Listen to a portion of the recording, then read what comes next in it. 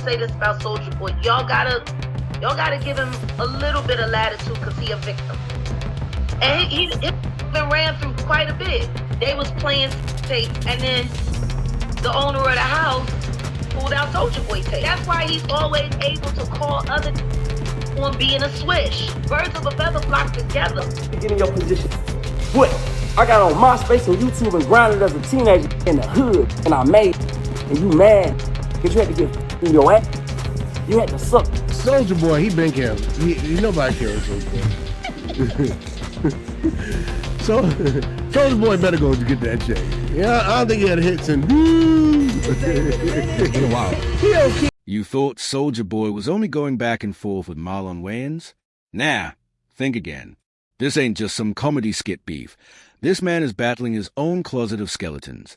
And right now, it looks like that closet door just got kicked clean off the hinges.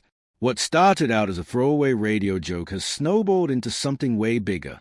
Now the cracks are showing, and years of Soulja's buried... What were your thoughts when 50 Cent blamed the second season ratings dip on gay stuff?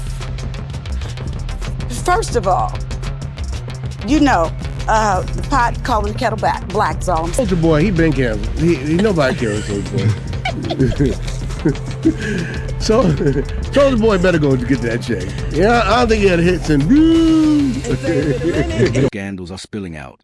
And trust me, the date runs a whole lot deeper than anybody was ready for. So why did Soulja's reaction come off so over the top? Simple. When you're hiding as much as Big Draco allegedly is, even a small joke feels like a full-blown expose. That's why he sprinted to X and unleashed that meltdown tweet. I can't believe I'm arguing with a dude that dresses up like a white chick. What the F is wrong with me? He thought that was a clapback, but Marlon, being a comedy veteran, flipped it back with ease, and that's when Soulja's image really started to unravel. See, the whispers have been there for years. The industry's been quietly hinting about contradictions in Soulja's lifestyle, but now those whispers are exploding into full-on stories. Take William Debbass, who went on Tasha K's podcast and didn't just talk. He claimed to have receipts. He described Soulja's condo down to the layout, the bottles lined up in his liquor cabinet, and even tattoos on his body the public's never seen in pictures. I loved it.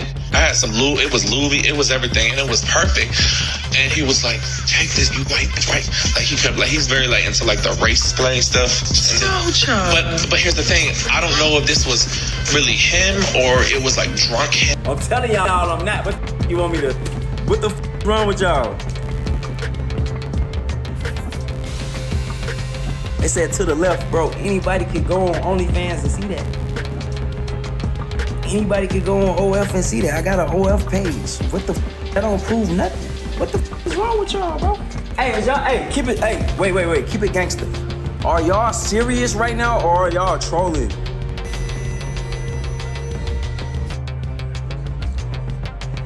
Y'all serious? Oh, y'all dead. Okay. On my life, God strike me down, send me to hell right now. On my soul, on everything I love, that dude is lying. I could die right now today. God strike me down. I'll put it on my life. I put it on my life, a soul. I put it on my heartbeat. That is not true, bro. Now if that don't do it for y'all, I don't know what the y'all want me to say. And then if you don't believe me after that, I don't give a I don't give a cause it ain't what the big deal? Whoa. That kind of detail doesn't sound made up, and fans were left stunned. And let's not forget, this ain't the first time someone hinted at Soulja's hidden truths. Vivica Fox threw her own shade years back. While talking about that XXL cover with Soulja Boy and 50 Cent, she got asked about 50 blaming their ratings flop on gay stuff. Vivica's response? A side eye and a sharp line that had everybody raising eyebrows. It was basically code for, don't think everything is what it looks like. She said, first of all, the pot calling the kettle black. And ever since that moment, people been connecting dots Soulja probably wishes were erased. See, Vivica Fox doesn't just toss shade for fun. This woman's been in Hollywood long enough to peek behind every curtain, and when she hints, it's for a reason. Now fast forward to Soulja's explosive meltdown over Marlon's jokes, going from 0 to transphobic jabs in under a minute. That's projection 101. Lashing out at others for the insecurities you're really fighting yourself. But just when fans thought it couldn't get wilder, the beef jumped into a whole new lane. Marlon came back with that country-style diss track. Soulja Boy's on Krenak and meth. I can smell it on his breath. Yes, he's on that creth. It's Krenak and meth. And when I say the internet lost it, I mean the internet went absolutely crazy. The man rapped Soulja Boy is on crack and meth. I can smell it on his breath. Yes, he's on that. It's crack. That's a line that broke the internet. And trust me, this wasn't just some throwaway diss. The track was everywhere, circulating in group chats, sliding into DJ club mixes, and even sneaking onto radio stations like it was an official single. Overnight, Marlon went from clowning to spitting bars sharper than anything in Soulja's whole catalog, and fans were eating up every second of it. But just when you thought the drama hit peak level, TMZ came through with a plot twist. They caught Marlon outside a restaurant in L.A., and instead of brushing it off, he doubled down right there in front of the cameras. Do 2 songs, and I only remember one of them. Watch me, you. It's beef with me. Get out of here. Put you in one of the movies. I need a crackhead for the new scary. I need a crack and a meth head all mixed together. You're perfect. I need someone that looks like a wet Muppet. That's what I need. I need crack and meth together. I need creth together. I want someone to look like they'll sell your car, rob you, and suck all at the same time. Soulja Boy. No filter, no backing down, just pure savage energy. And when he aimed straight at Soulja again, it wasn't just a clapback, it was a full-on kill shot that had the entire internet hollering. But this is where Soulja completely fumbled the bag. He took the beef somewhere you just don't go, straight at Marlon's transgender son, Kai, dropping lines like, "That runs in the family. Huh? A Marlon Wayans. No wonder you like dressing up. It's in your blood." That's when the whole situation swerved into dangerous territory. See, in Hollywood, everybody knows everybody's secrets. They just stay buried until you piss off the wrong person. And by targeting Kai, Soulja basically gave Marlon the green light to drag out every skeleton hiding in his closet. And that's exactly when the dirt started pouring out. One of the biggest contradictions in Soulja Boy's entire image is that so-called tough guy persona versus what allegedly happens when he actually gets tested. And nothing shines a brighter spotlight on that contradiction than the infamous night at his mansion. My partner say, "Man, who the f in this crib?" A-Rap passed me the bam, I look through the door. I see like 3, 4 running through the crib. All black, mask on, running through the crib.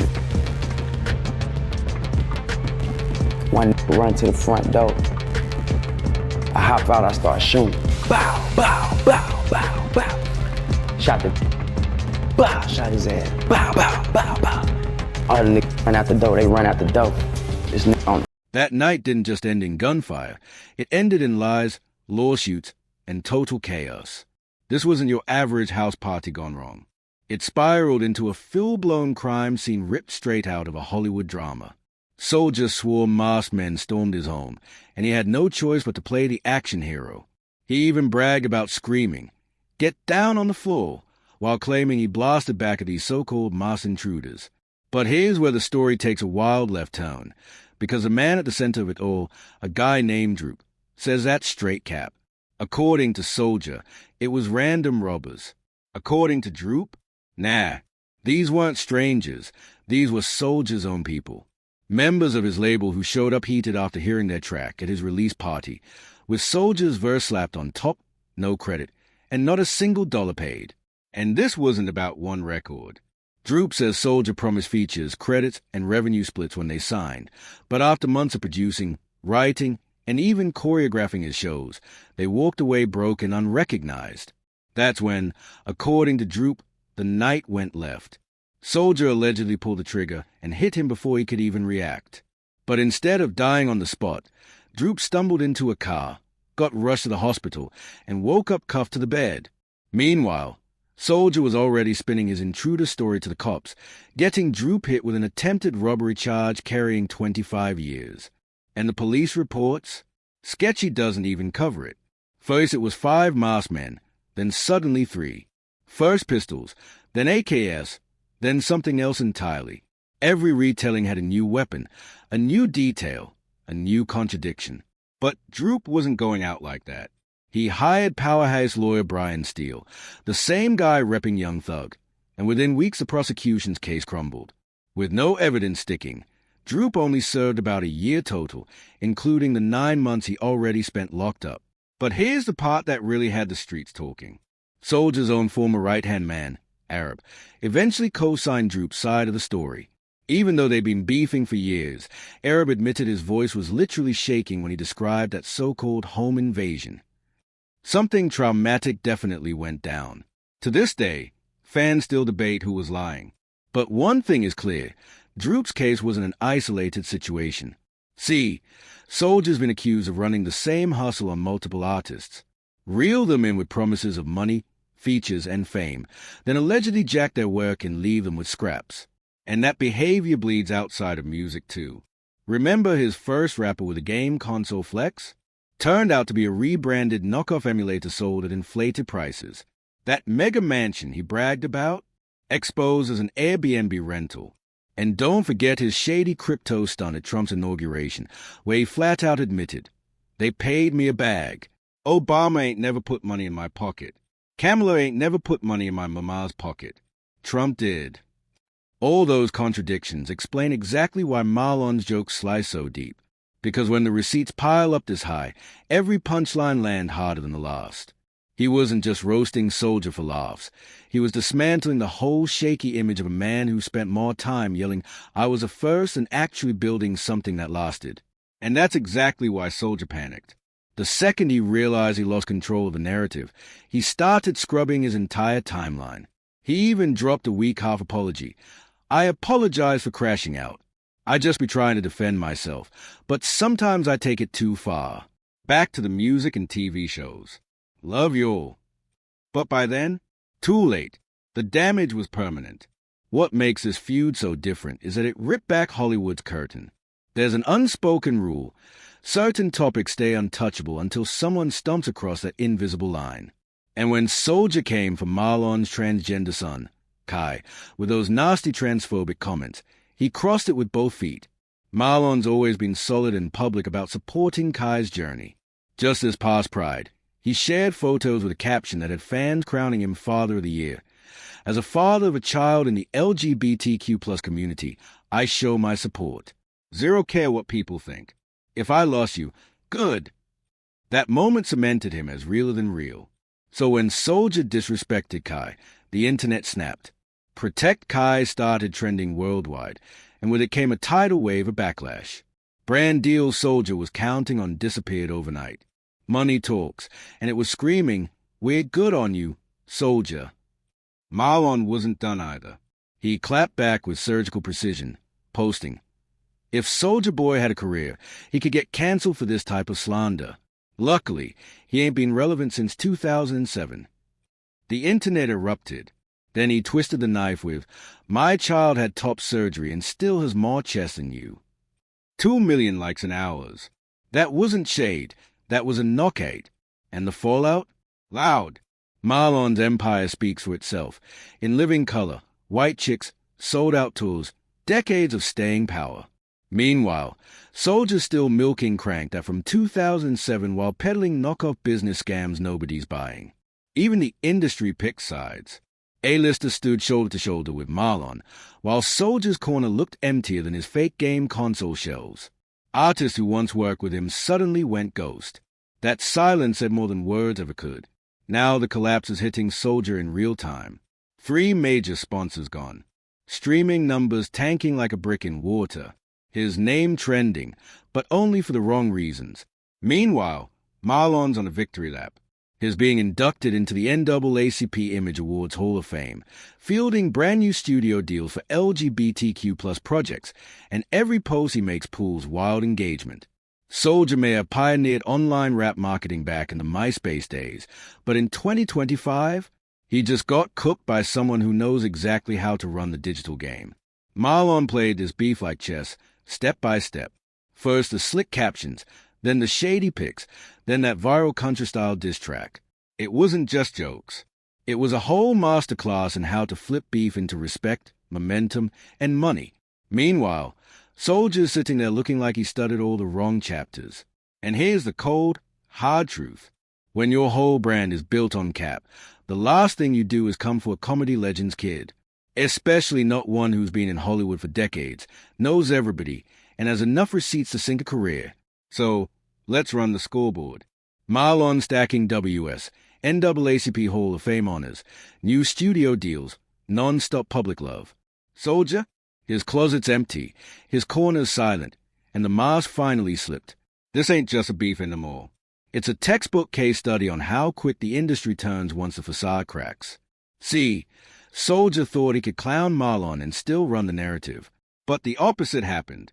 Hollywood doesn't forget, and when you spent years burning bridges and flexing with smoke and mirror stunts, people are just waiting for you to drown.